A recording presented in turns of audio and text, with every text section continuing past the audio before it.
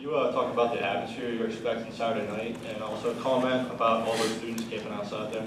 I mean, you got Nindyville outside who does such a good job. I mean, I think that's a testament to the fans that we have here. I mean, we have people who camp out all week long just in preparation for our game. I mean, that just says so much about the kind of fans we have and the craze about Penn State football around here. And the atmosphere, coming this, Saturday night, first of all, I mean, it's our Big Ten opener. It's a night game. We have this new deal going this weekend. It's going to be the stripe out, and I think it's going to come out very, very cool. Clean. It's something new, just something we may need. I think everybody's really, really excited for how the atmosphere is going to be. I think we're going to give the other team a lot of trouble in their communications, just with the noise and how crazy our fans are going to be.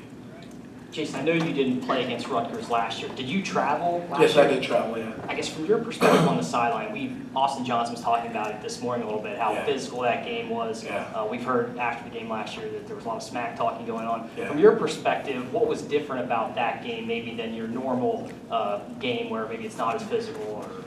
I mean, every football game, especially college football, it's very physical. And I think having teams like Penn State and Rutgers go up against each other, it's always a battle. That's always a battle of up front and just being physical, and it's a mentality. And that's what it was last year. It's guys wearing each other down. It's guys really, getting beat up and giving their bodies up. I think it's going to be very similar this year as well. But for me, obviously, I was still very into the game. I was doing the best to try to pick up any calls or, helping Naeem out and Mike Hall out and B. Bell with anything that they were doing. So for me, I was as into the game as if I was playing. Jason, I believe it was your linebackers coach said a few weeks ago that you're the hardest hitter on the team. I'm curious, what is your mindset when you're going to hit somebody? And has it always been like that for you? Like even in Pee-wees, were you the guy who would hit the hardest there? I mean, I guess you could say so. I think I come from a place where toughness is really huge. And I think, being a hard hitter really is about how tough you are. Wanting to defeat the guy in front of you. Never losing one-on-one battles. We talk about that all the time in our linebacker room, is never give up one-for-one. Meaning when an offensive lineman or a fullback or whoever comes to block you, you can't lose that battle. We don't give one-for-one. So being the hardest hitter, I think you got to be able to hit hard if you want to shed blocks. So that's what I try to do best. And if I could just follow up, you said you come from a place where you have to be tough.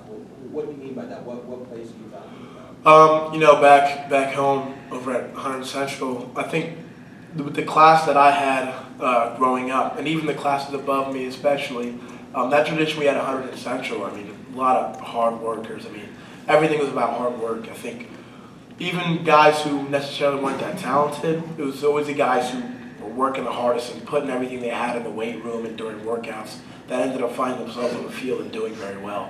So I always try to find that track, and even a guy who I kind of modeled myself after, who was the captain of my football team, my sophomore year, was Matt Ioannidis, who played for Temple, like defensive tackle.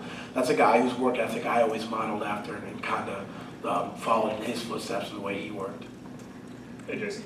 When Naeem goes down, how much does that become sort of a football IQ test for you guys to sort of find out where you're at in terms of not having someone who can really set you guys up and sort of have that rock almost to lean on in that area? And how has that test gone for you? Yeah, I mean, Naeem did such a good job of always being right, making the right calls, the right checks, putting everybody where they needed to be. If someone was having a brain fart, Naeem was able to say, hey, you're supposed to be doing this, or whatever the case may have been.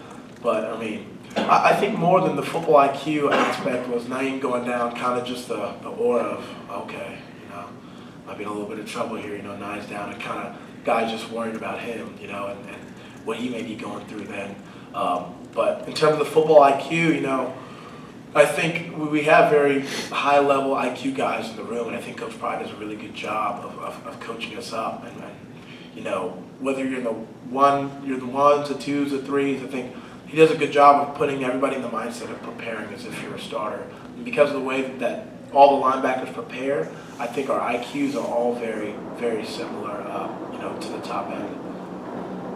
Just curious, through the coaching change, what led you here, and were the Penn State linebackers that you admired over the years when you're watching Penn State football? Yeah, I mean, the coaching change was definitely a big deal. I think it was, it was only a few days before signing day, maybe 2 weeks, when I got the call from O'Brien. Might have been New Year's, actually, when I got the call from O'Brien, saying, hey, I'm leaving to go to the Texans, and then kind of, we all, as a class, came together, because we had a group chat going at the time.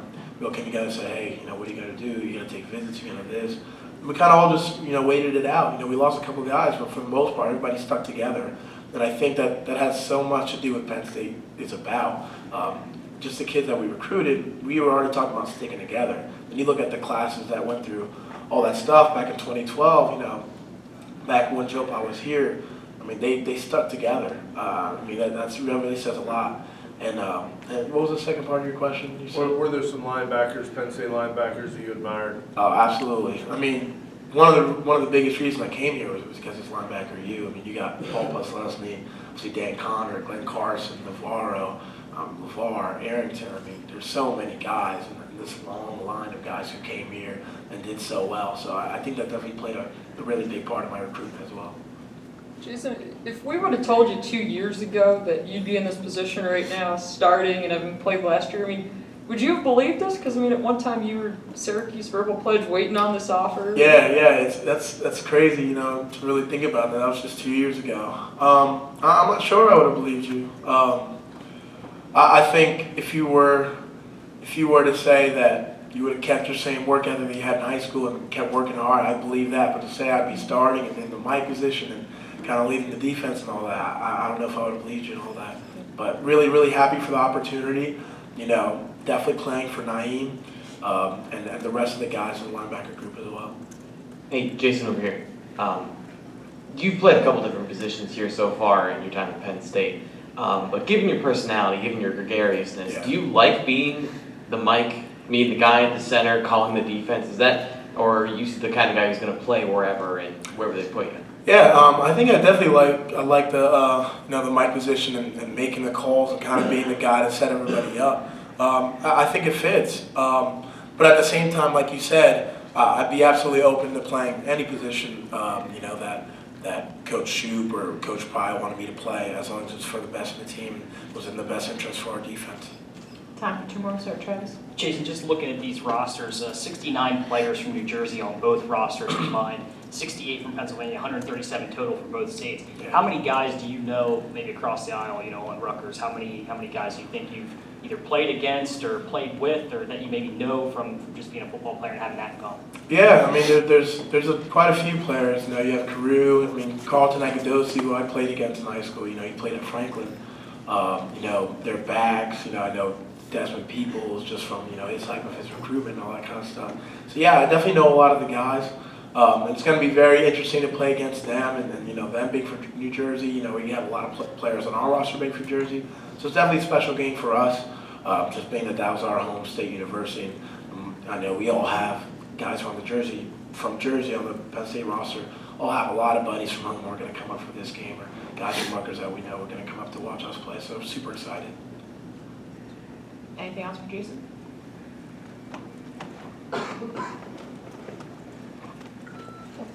Hi, Jason. Troy Reader said on Saturday that it really helped you guys to have Naeem as an extra coach for the linebackers. Did he give you any advice as you moved to the middle? Oh yeah, absolutely. And that move to the middle, there's a lot more field in that boundary backer. There's a lot more to see, a lot of more things you have to feel. So Naeem has been a really good resource for us. I've brought him in multiple times to come and watch film with me and kind of taken his pointers and being able to wait, see the formation fully before you make any calls and all that kind of stuff.